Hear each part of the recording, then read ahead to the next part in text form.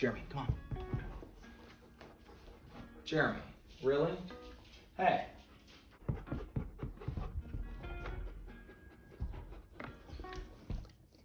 We got a good boy right here. So I wrote these tips on 5-4, so about last week at this point. Or 11 actually. And I called it 10 tips to make life more enjoyable. I got a little bit of inspiration, I think it's from Chris Williamson is his name, and he was on Joe Rogan, and I'll play that clip now. We spend most of our lives learning firsthand the warnings that previous generations gave us over and over again. Money won't make you happy. Yeah. Right? Fame isn't going to fix your self-worth. You don't love that pretty girl. She's just hot and difficult to get. Yep. You will regret working too much. Worrying isn't aiding your performance. Yeah. Nothing is as important as you think it is when you're thinking about it. Like over and over again. You should see your parents more. All your worries are a waste of time. Perfectly okay to cut toxic people out of your life. Like, these are so trite. They're such basic bitch insights because everybody has heard them before. But if they're so basic, why does everyone who ends up arriving at them talk about them as if they've just had religious revelation? You know what I mean? Yeah. How could we have seen this coming? It's like it is in every single fable and story from the rest of time. Yeah, we decide to learn the hard lessons the hard way over and over again. And that clip is one of my favorite kind of instances of really basic things that just are like true about life. And I was thinking, you know, what are basic things that just make my life or have made my life more enjoyable over the past, you know, few months, maybe a few years, and reflecting on those. So I've got my list of 11 right here. I'm gonna walk through them, and then we'll be baking a cake in the meantime while that's happening. Isn't that right, Jeremy? First tip was just to be outside more. This could be a lot of things. This could be going for a walk in the morning before you go to work. This could be on your lunch break, going on a walk. This could be I cook breakfast outside pretty normally, or I'll cook something. We have a Blackstone. I'll cook something on that outside, and it just, we're inside all the time, and we really weren't. I don't know if we were like, if we're supposed to be inside all the time. I was gonna say made, but we're not really. I don't really think we're supposed to be inside all the time. Just getting outside gives you a much better appreciation for the world, and frankly how beautiful it is. I feel like you miss out on things when you're not outside, and it just kind of keeps you distant. So number one, first tip is just get outside a little bit more. Again, that could look like a lot of different things. When I think about it primarily, I think of it as like, eating outside, cooking outside, going on walks, stuff like that. Super basic. But think about your life and how much time you've spent inside or indoors, and it's probably more than you actually want anyways. Most likely, at least. Tip number 2 is pretty straightforward. And that's just to spend time around people, even if it's in silence. There are, I think about 2 things. One, I think when you're just spending time, you don't have to say anything. And that time can be good just to literally be in a room with another person. You don't even have to talk to them. If you got 2 people that are pretty introverted, it's like, just sit in the living room and have a book out and just read. You don't need to talk. You can maybe have, tiny little interactions, but the point there is to just spend time with people, and not get disconnected in that sense. I think it's so easy to isolate when we are so connected these days, and I think it's just a great way and a great thing to just do. Leave your door open in your house. Like, don't close the door to your room all the time. Leave it open. Tip number 3, slightly coincides with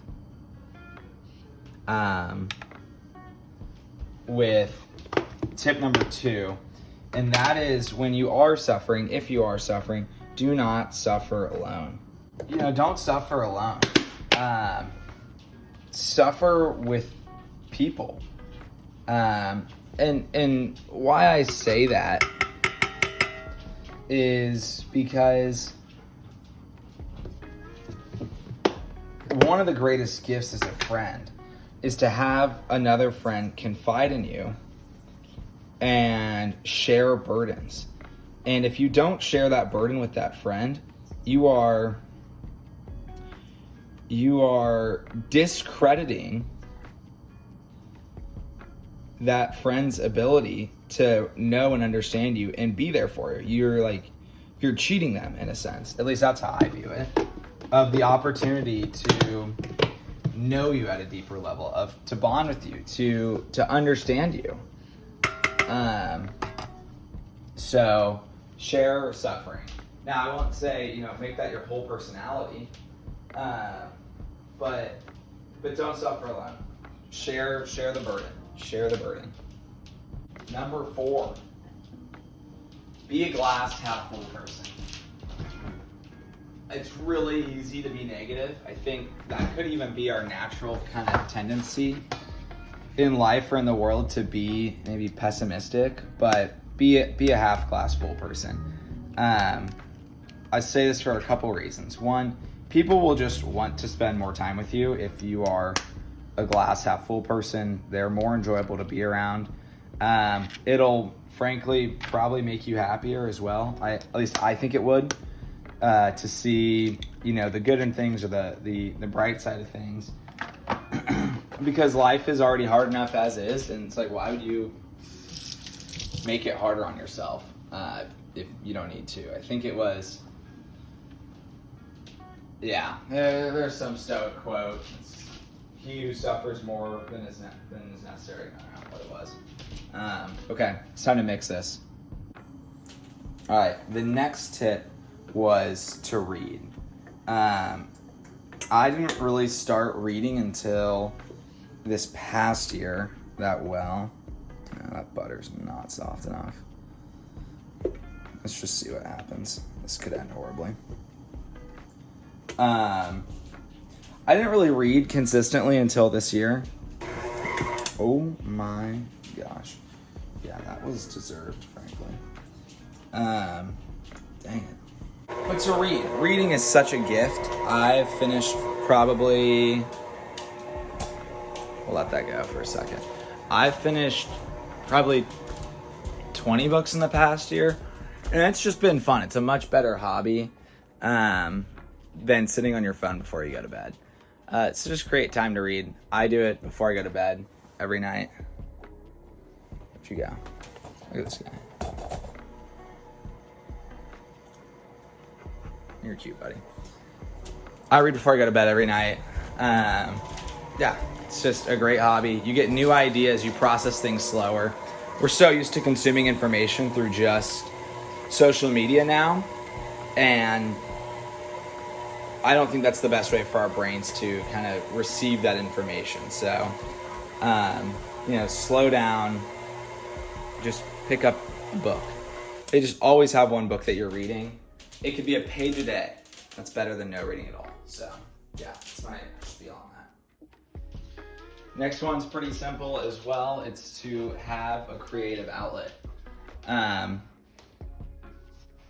This goes back into, I think, just like general principles about people that we maybe forget sometimes, but it's like we were also made to create things. And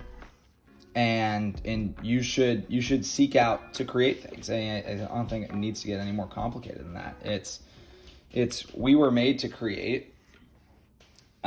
Creating things, activates, I'd say, probably different parts of your mind, different parts of yourself, and we're so caught up in consumption of just everything.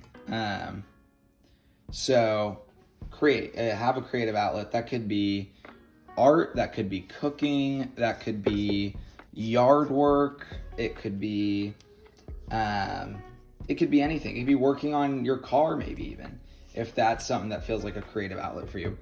But the point is that you need to have some way to kind of express yourself or kind of create something on the world, because a lot of people just get analysis paralysis. Or like, well, I'm not going to be the greatest. Like, why would I even do it in the first place? And it's like, you're missing the point. The point is not to be great. The point is to do. So just do. Okay, almost done there. All right, next tip is to take risks. Even take just little ones. It doesn't have to be anything crazy. You don't need to do anything that's gonna be, life altering, but take little risks. Life is full of risks in general, and there's no guarantees. And the risks usually pay off too.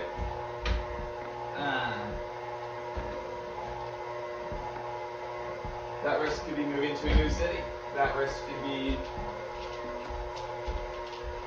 maybe, trusting someone that you weren't sure you wanted to trust yet, or something like that. I'm not entirely sure, but number 8 is to call and text people you love. And it doesn't need to be anything crazy. It can just be texting your friend that you haven't seen in a few months, or that moved away. It could be calling your parents. It could be calling your grandparents. What feels better? A lot of things, first of all. But what's really enjoyable is when someone who you haven't seen in a while, or just really isn't like integrally involved in your life, and you get a text from them that says, "Hey, I've been thinking about you. I hope you're doing well." Or you just text them and tell them you love them. You can text it to your mom, you can text it to your dad, you can text it to your brother or your sister. And I don't know if you guys have ever received this text before, but like when I've received those random kind of one-off texts, it's very comforting. It's a very beautiful thing. It's very sacred in a lot of ways, it feels like. And yeah, I think the world would be a better place if we made people known about more, if people felt more known about how loved they are. I think the world would just be a better place. So yeah, you should text people you love them. And do it often and do it freely. It's never gonna annoy someone to receive that text. Oh, that was almost bad. Like no one's gonna be off put by that. And if they are, then maybe they got some personal things going on. 9, this is where we start to get to the really basic tips. 9 is just to exercise. Yeah, I know that's pretty revolutionary, but it's still not being done by everyone. And nothing is going to, I don't think there's anything that really has been shown to be as good for you as exercising, whether it could even be a walk. It could be a little run. It could be lifting weights. It could be a lot of things. It could be surfing. It's really not a one size fits all on that, but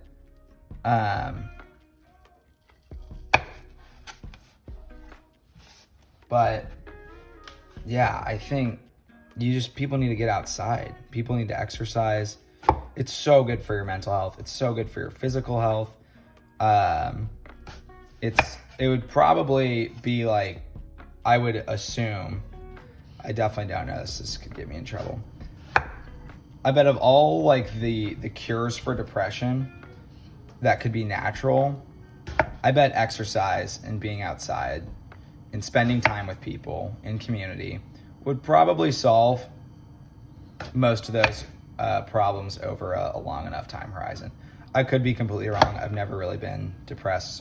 Frankly, don't really know. I've been pretty sad before, minimally depressed, but not like super, super depressed. So maybe I'm wrong, but I think those things just kind of get you in the right, like it makes it harder maybe to be depressed because, you're doing good. You're taking care of yourself. You're feeling good. You're working towards something. I don't know. I feel pretty quiet.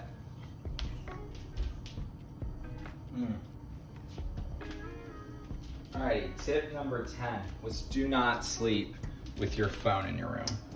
Really simple, straightforward, but I think pretty instrumental kind of advice in life. Not advice, but it's a really fantastic habit to form. Why? I think it's for two reasons. It's so you don't go to bed on your phone, and so you don't wake up on your phone as well. It keeps your room as a place for sleeping, your bed as a place for sleeping, as opposed to a place where you go and sit down and stay up and stay stimulated for multiple hours that you would otherwise be sleeping or reading or doing something that is a lot more thoughtful or meaningful with your time.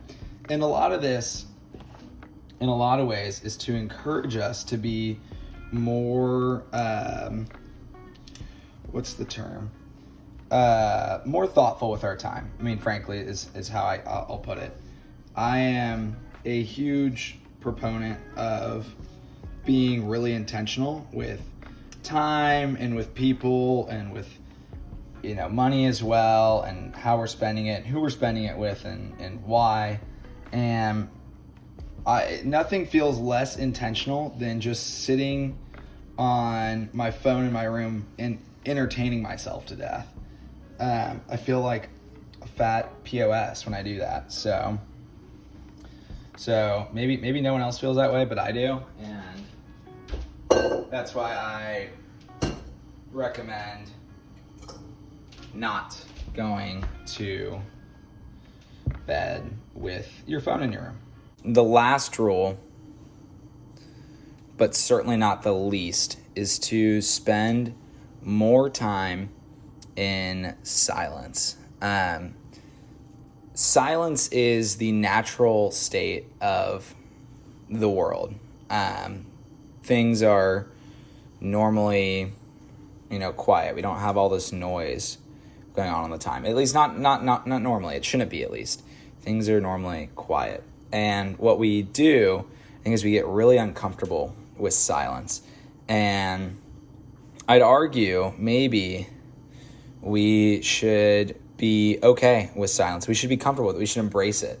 So the last tip, at least I catch myself doing this, is create time for silence. That could be in your mornings. That could be not playing music while you're in the shower. That could be not listening to music or a podcast or whatever on your way into work in the car. It's just creating quiet time for you to if it's praying, if it's meditating, if it's you feel like getting in tune with yourself. It could be whatever you want, but it's so critical to create that space and that opportunity for silence, because it's so rare now.